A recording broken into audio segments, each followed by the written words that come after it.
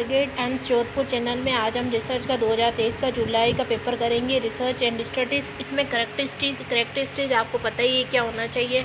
मैं अब इसको है ना पूरा पढ़ के नहीं बताऊंगी, जो जो इम्पोर्टेंट पॉइंट है बस वही बताऊंगी जो मेरी कॉपी में नोट्स लिखे हुए उस हिसाब से, क्योंकि इसमें है ना कुछ ज़्यादा ही डिटेल्स में और इतना डिटेल्स में हम नहीं पढ़ सकते, अभी हमारे पास टाइम नहीं है, इसलिए हमें सब जल्दी करना पड़ेगा।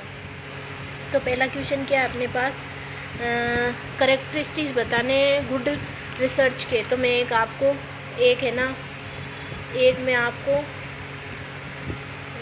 क्या है, एक आपको ट्रिक बताती हूँ जिससे आपको है ना सारे याद हो जाएंगे। मुझे मिल नहीं रही है, कहाँ गई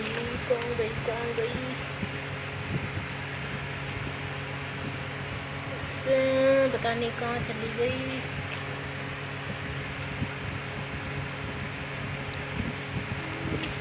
जो मतलब आई ऐसे कुछ करके है, उस ट्रिक से हम याद कर सकते हैं। ये रही, देखो ट्रिक क्या है, ISR MDOF CVP, इससे हम याद कर सकते हैं करेक्टरिस्टिक्स ए गुड रिसर्च। मतलब आई का मतलब क्या हो जाएगा, first information of data, S यानी systematic process of scientific study, R यानी रिप्रेजेंटेटिव सैम्पल, और एम यानी मोटिवेशन एक्सप्लेन और एक्सपीरियंस एंड इंटरेस्ट, ओ यानी out carrying activity passion, D यानी डिस्मेस्ट्रेटिंग फाइंडिंग, एफ यानी फाइंडिंग सॉल्यूशन प्रॉब्लम, और V यानी वैलिड एंड रेलेवेंट रोल, और पी यानी performance knowledge practices pure clean. ऐसे करके हम सब याद कर सकते हैं गुड और ये मैंने यहाँ तक आपको पढ़ा रखा है।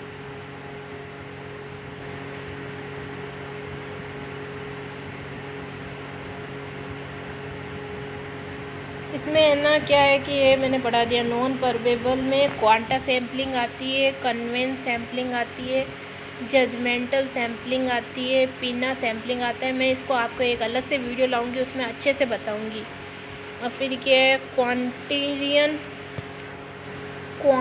Questionnaire are uses self administration self returning method of the data collection, the reporting redo the questionnaire and filled in answer by himself in the presence in absence of examiner interview. Advantage and disadvantage in following points should be remained fill questions और review of literature. आप जानते ही क्या होता है, all type of the good research work are guidance by the adequate review और literature, the word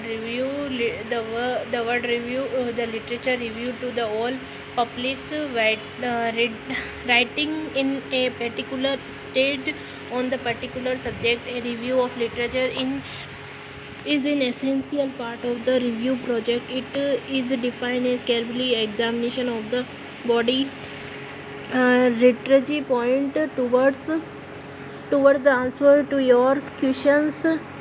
typically involve क्या होता है, scholarly books, authority databases, primary source, magazines, newspaper, films, other audio values and other secondary source क्या हो सकते हैं। Purpose ये page number पे दिया है। Mechanism of review of literature, it consist 2 components होते हैं, research through the literature, the reading of review.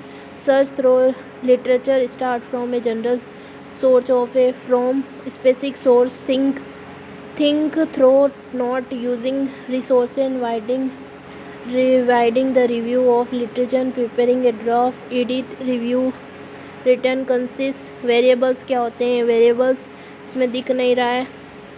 Hypothesis क्या होता है, एक प्रेडिक्शन होती है जो क्या होती है मैं आपको इसमें शॉर्ट में बताऊंगी। देखो वापस यहाँ पे आ गए। वेरिएबल्स क्या होता है, characterize of a person, objective of phenomena that can be different value. इसमें क्या होता है, वेरिएबल्स यानी डिफरेंट वैल्यू आती है। एग्जांपल ऑफ क्या हो गए, weight in KG, height in centimetre, monthly income in rate, marital status single and married, high कंसिडेंसी।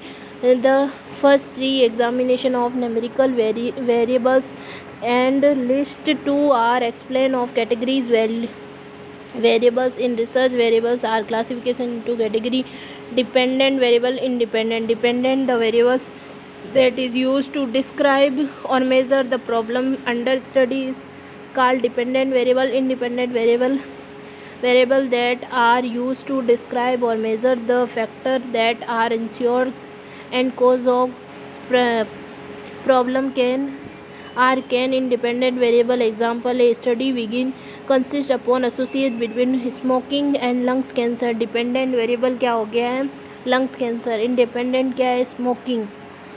फिर other type of variables, background variables. Example, age, sex, religion, marital status, education status. This variables are upon related to independent variable are this independent effect on the problem, so that background variables characteristics confounding variable, composite variable.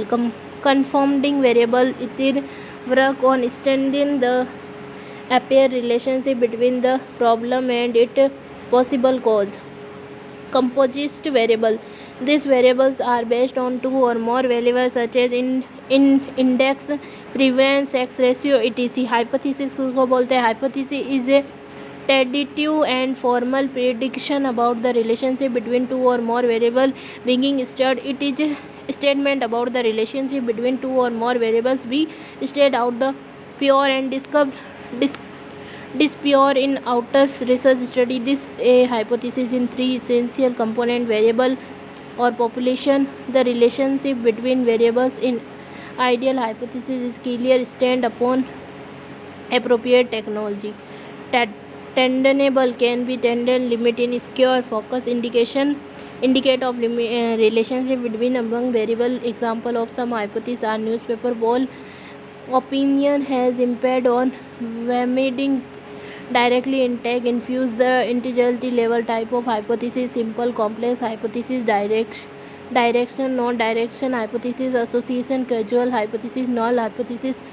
Testable hypothesis में क्या होते हैं, simple hypothesis, complex, directional hypothesis, non directional, associative hypothesis, causal hypothesis, null hypothesis and testable hypothesis.